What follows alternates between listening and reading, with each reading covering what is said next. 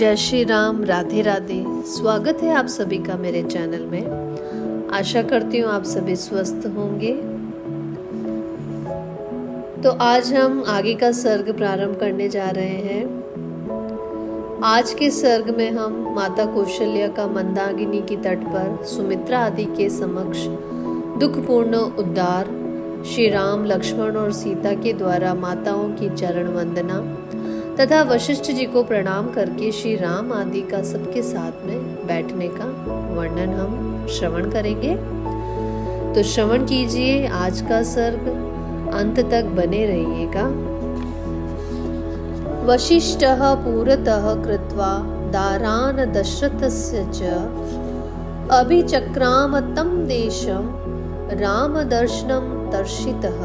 अर्थात महर्षि वशिष्ठ जी महाराज दशरथ की रानियों को आगे करके श्री रामचंद्र जी को देखने की अभिलाषा लिए उस स्थान की ओर चले जहां उनका आश्रम था। राजरानियां मंद गति से चलती हुई जब मंदाकिनी के तट पर पहुंची तब उन्होंने वहां श्री राम और लक्ष्मण के स्नान करने का घाट देखा। इस समय कौशल्या के मुंह पर आंसुओं की धारा बह चली। उन्होंने सूखे एवं उदास मुख से दीन सुमित्रा तथा अन्य राजरानियों से कहा, जो राज्य से निकाल दिए गए हैं तथा जो दूसरों को क्लेश न देने वाले, उन मेरे अनाथ बच्चों का यह वन में दुर्गम तीर्थ है जिसे उन्होंने पहले पहल स्वीकार किया है।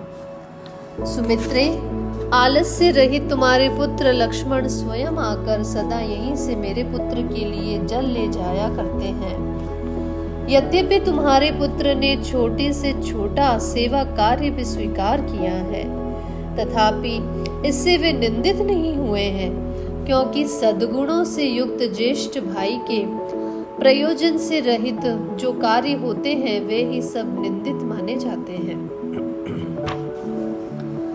तुम्हारा यह पुत्र भी उन क्लेशों के योग्य नहीं है जिन्हें आजकल वह सहन करता है। अब श्री राम लौट चले और निम्न श्रेणी के पुरुषों के योग्य जो दुखजनक कार्य उनके सामने प्रस्तुत है उसे वह छोड़ दे, उसे करने का अवसर ही उसके लिए न रह जाए।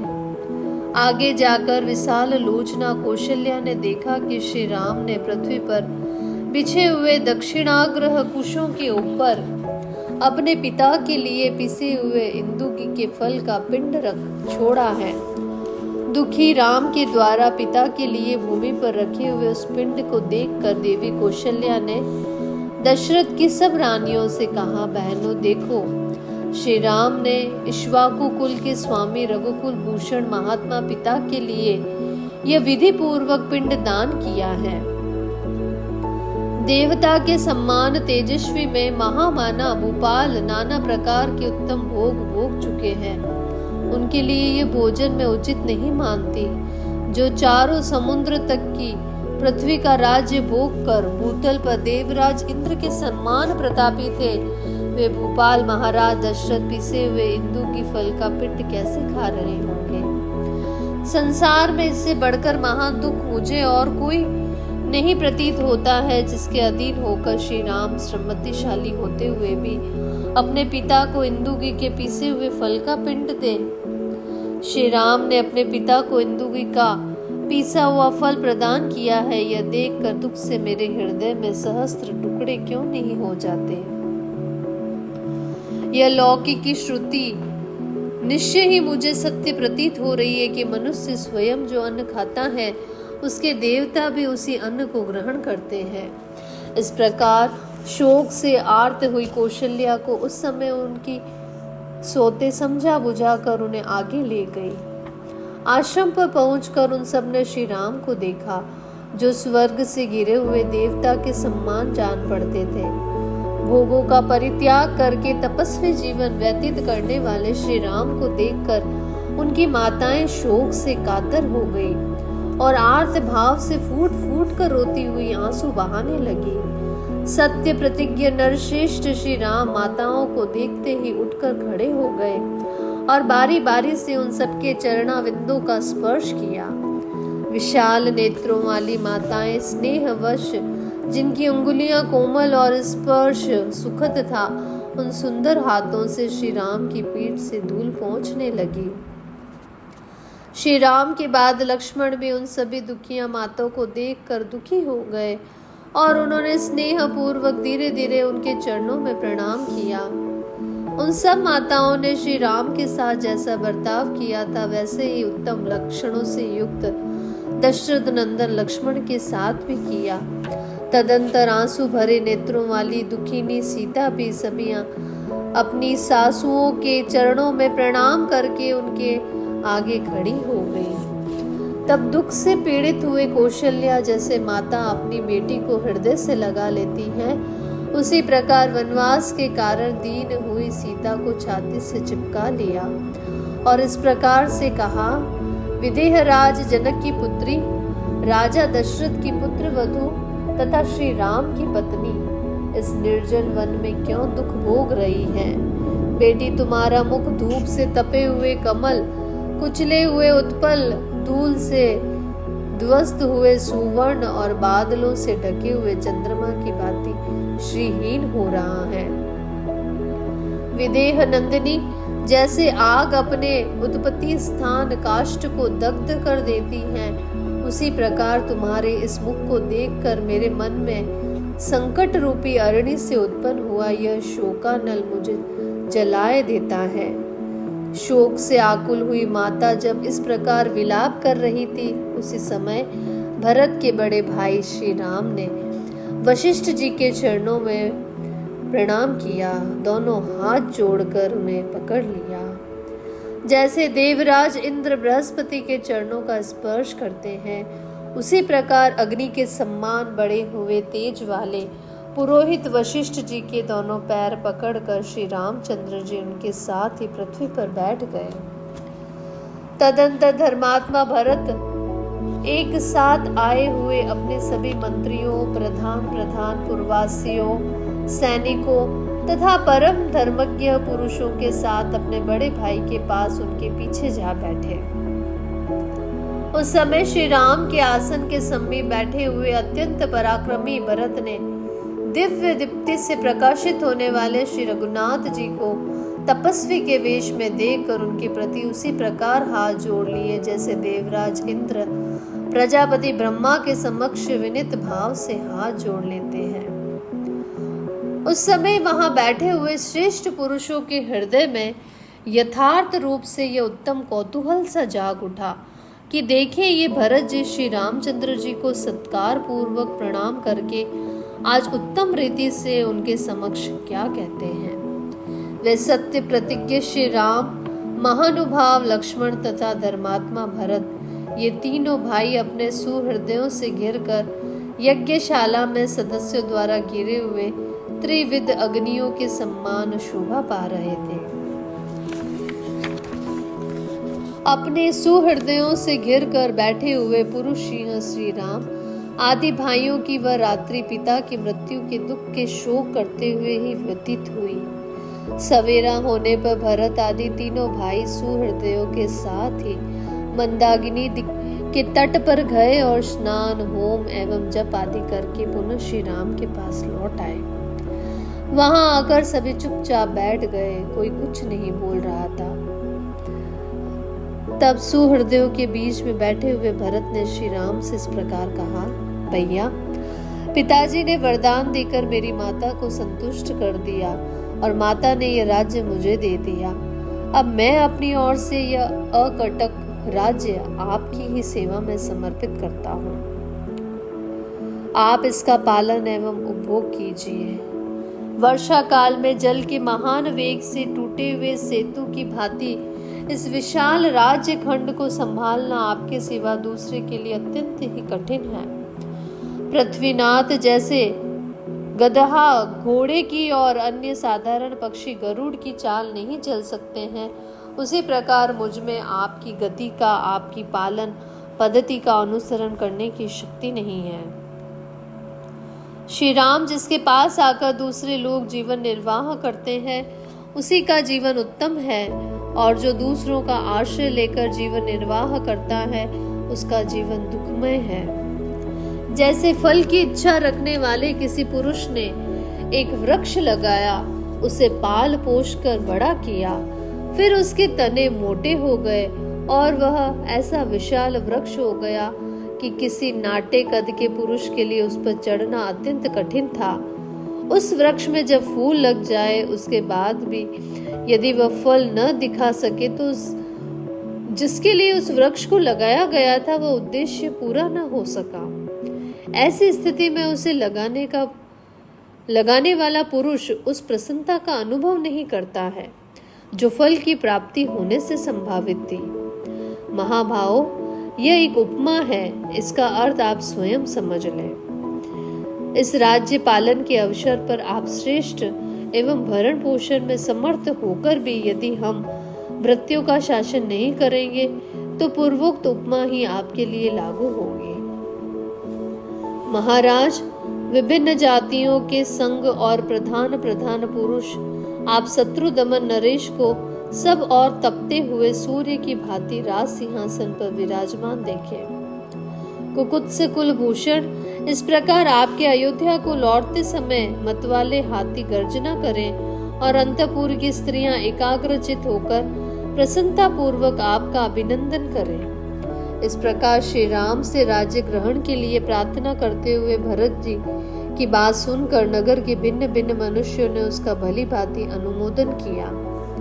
तब शिक्षित बुद्धि वाले अत्यंत धीर भगवान श्री राम ने यशस्वी भरत को इस तरह दुखी और विलाप करते देख उन्हें सांत्वना देते हुए कहा, भाई, ये जीव ईश्वर के सम्मान स्वतंत्र नहीं है, अतः कोई यहाँ अपनी इच्छा के अनुसार कुछ नहीं कर सकता है। काल इस पुरुष को इधर उधर खींचता रहता है। समस्त संग्रहों का अंत विनाश है, लौकिक उन्नतियों का अनंत पतन है, संयोग का अंत वियोग है और जीवन का अंत मरण है।